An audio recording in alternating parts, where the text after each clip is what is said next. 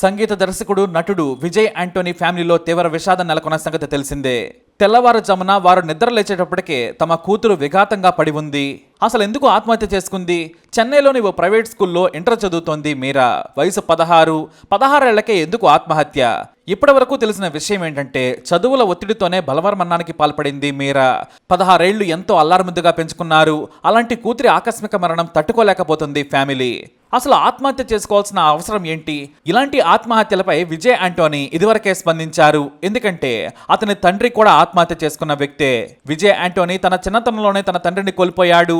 అతనికి 7 ఏళ్ల వయసున్నప్పుడే తండ్రి ఆత్మహత్య చేసుకుని మరణించాడు.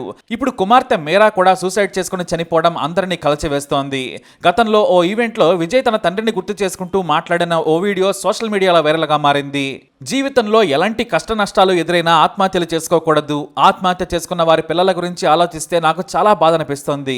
మా నాన్న కూడా ఆత్మహత్య చేసుకుని చనిపోయారు. అప్పుడు నాకు 7 సంవత్సరాలు, మా చెల్లికి 5 ఏళ్లు. అది ఇక్కడ చెప్పాల్సిన అవసరం లేదు.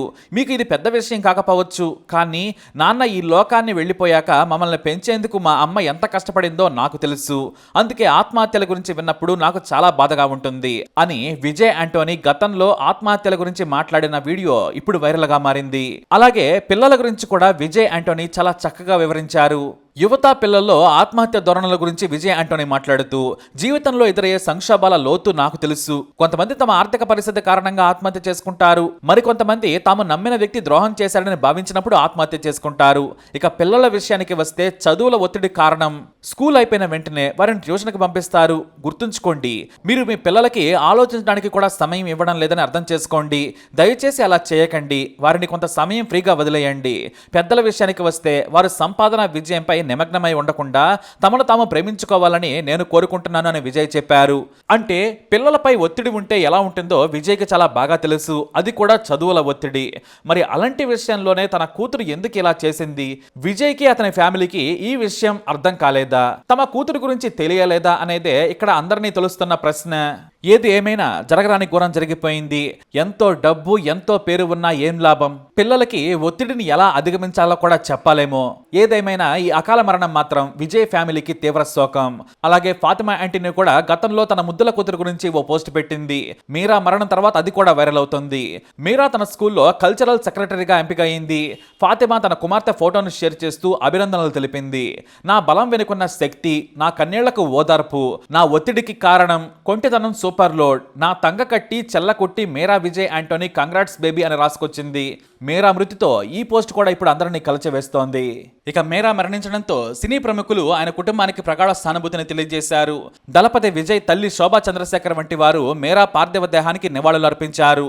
పలువురు టాలీవుడ్ ప్రముఖులు సోషల్ మీడియా ద్వారా సంతాపం తెలిపారు. ఇక మీరా అంత్యక్రియలు కూడా జరగనున్నాయి. ఇక విజయ్ యాంటోనీ గురించి మన తెలుగు నటి సుధా కూడా తన గురించి పంచుకుంది. విజయ్ యాంటోనీ ఆ ముందు రోజు వరకు కూడా ఆమెతో ఉన్నారు. విజయ్ యాంటోనీ చాలా మంచి మనిషి. ఆ ముందు రోజుకు నాతోనే షూటింగ్ చేశారు. గత 10 రోజులుగా ఆయనతో సినిమాలో నటిస్తున్నాను. ఇలాంటి విషాదం ఆయన కుటుంబంలో జరుగుతుందని అస్సలు ఊహించలేదు. విజయ్ తల్లిగా నటిస్తున్న నాకే ఎంత బాధగా ఉంటే ఆ పాప కన్న తల్లి ఇంకెంత బాధపడుతుందో. మేం నటించేటప్పుడు మాతో ఎప్పుడు మాట్లాడినా తన పిల్లల ప్రస్తావన తెచ్చేవాడు. తన పిల్లల గురించే మాట్లాడేవాడు విజయ్. ఆయన చిన్నప్పటి నుంచి తండ్రి లేకపోయినా కష్టపడి ఈ స్థాయికి వచ్చారు. యువతకు విజ్ఞప్తి చేస్తున్నాను, ఎన్ని సమస్యలు వచ్చినా దయచేసి ఆత్మహత్యలు చేసుకోకండి. కింద పడితే మళ్ళీ పైకి లేస్తాం. తల్లిదండ్రులు పిల్లల కోసం ఎంత కష్టపడుతున్నారో తెలుసుకోవాలి. ఈ బాధ నుంచి విజయ్ కుటుంబం త్వరగా బయటపడాలని కోరుకుంటున్నానని నటి సుధా తెలియజేశారు. అంటే ముందు రోజు కూడా ఆమె ఆయనతో ఉన్నారు. కానీ హఠాత్తుగా ఆయనకు ఈ విషయం తెలిసింది. హుటాహుటిన వెళ్ళిపోయారు. అప్పటికే జరగరాని ఘోరం జరిగిపోయింది. ఏదేమైనా వారు ఈ బాధ నుంచి త్వరగా కోలుకోవాలని ఆశిద్దాం. మీరా ఆత్మకు శాంతి చేకూరాలని కోరుకుందాం. ఇప్పుడు అప్డేట్స్ కోసం మై ఛానల్ ఫాలో అవ్వండి.